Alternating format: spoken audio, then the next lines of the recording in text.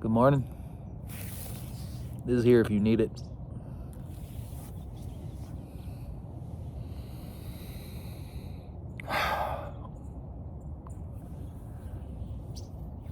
When I was a kid, I remember watching the movie The Secret for the first time, and it blew my mind.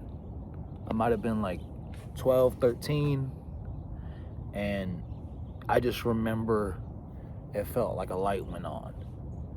It's this idea of manifesting and writing down what you want, and thinking about it rocked my world, right? And I remember just from that moment being so committed to that idea. So much so that I remember I would write down these goals and I would tape them to like right above my door, like when I would walk out every day. I'm 14, 15 years old. And I would see them every single day, right? And they were lofty, they were huge. I loved playing football, and that's what I thought I wanted to do with my life at that age, right? And I remember it was like, go to the NFL, be drafted, like all like just $100 million contract, like all of this stuff, right? 30 college football offers, D1 schools, whatever, like go to Notre Dame. Like it was really, it was thick, it was dense, right? And it's so funny now that I look back at it and realize what I was doing. You got to be very careful with how you interpret manifesting. And I only see that now as I've gotten older. Because what I didn't realize I was doing was I was holding myself back. And I know that sounds crazy, but I missed out on a very crucial step of how to manifest and what that even meant. And that was the embodiment phase. I would think about it, I'd daydream about it, but I wouldn't feel like it was coming from me. I felt like it was something I was chasing or that I'd come to see one day, but it wasn't who I was at my core. And I realized that every single day that I would walk, go to practice, or maybe I'd have a game and didn't play as well as I wanted to or something like that, I'd look up and I'd see this list, very lofty goals. And it didn't make me feel connected or embodied or aligned. It made me feel behind. It made me feel behind. It put pressure on me.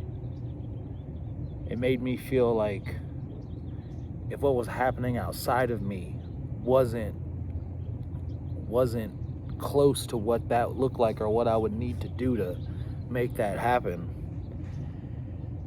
it made me feel guilt, shame even.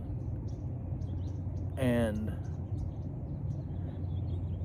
it's crazy because the more I grew up, the more I realized the distance between our ideals and our embodiments.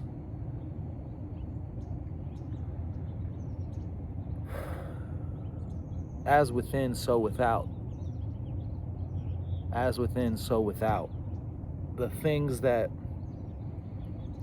we want so desperately, we hold on to, and you realize that it does us no good if it isn't infused with joy, and if it isn't infused with the wish fulfilled, living from it. As we say, life is happening through us, not to us.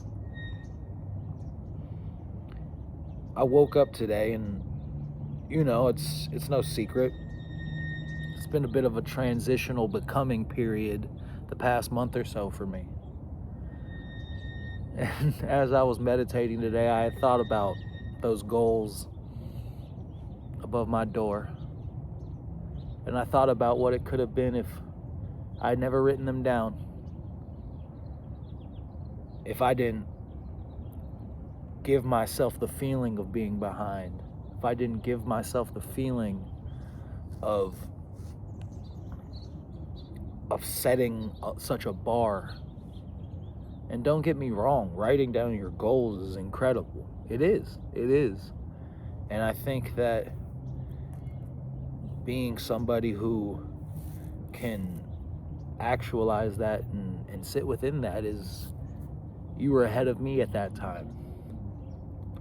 But I think what it did is it set me up on this path of deep unlearning.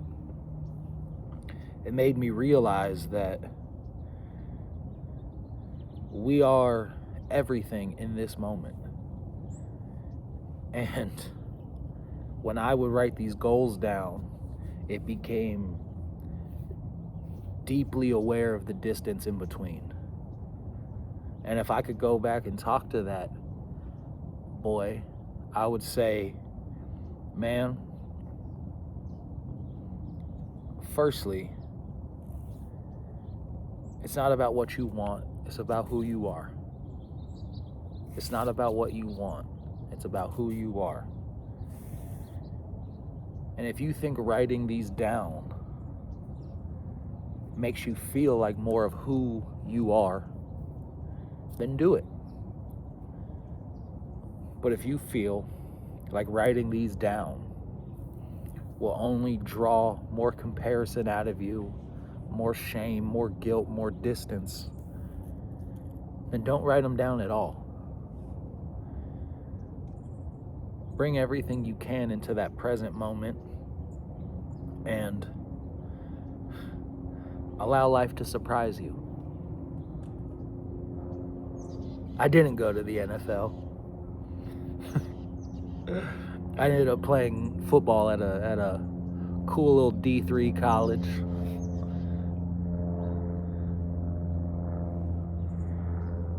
But, you know, I think what it set up in my mind was the interesting thing, and the thing that I want to talk about today. It is the distance we put in between who we want to be and who we are.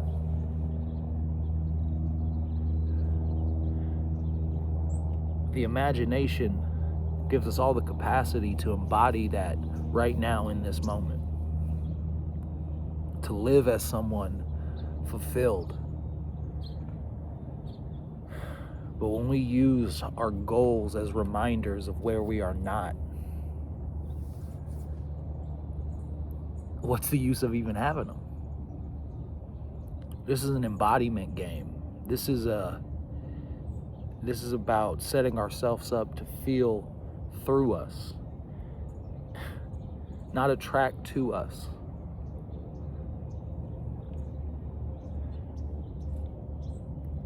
I think the gift that I've gotten, especially from that experience, is understanding, one, I didn't want to be a football player, really.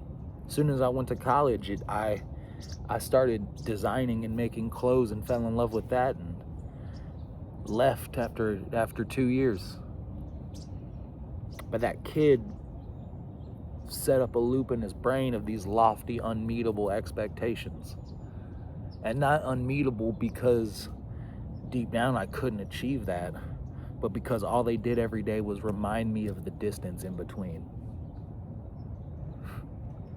I don't know if anyone feels that. I don't know if that resonates, but that is something that really deeply was from me and something I dealt with. Now where I sit, I say to myself, who are you? Not what do you want. Who are you? Are you the creator you want to be? Are you the musician you want to be? Are you the friend, the partner, the communicator you want to be? What does that person look like and feel like?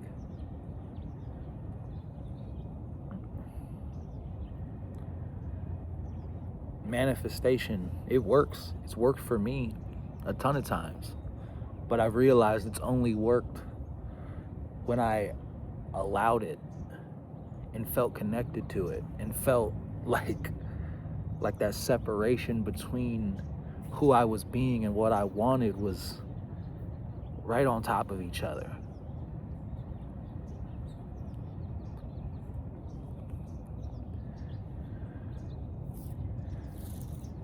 A goal isn't a worthy pursuit if it leaves you feeling behind. Aspiring is awesome. But as I said,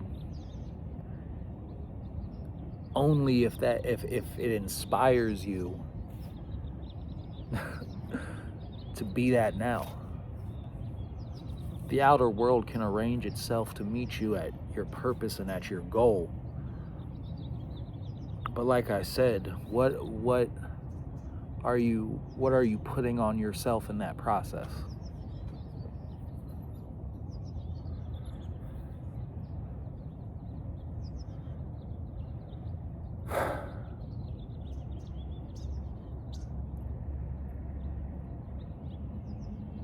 One step at a time.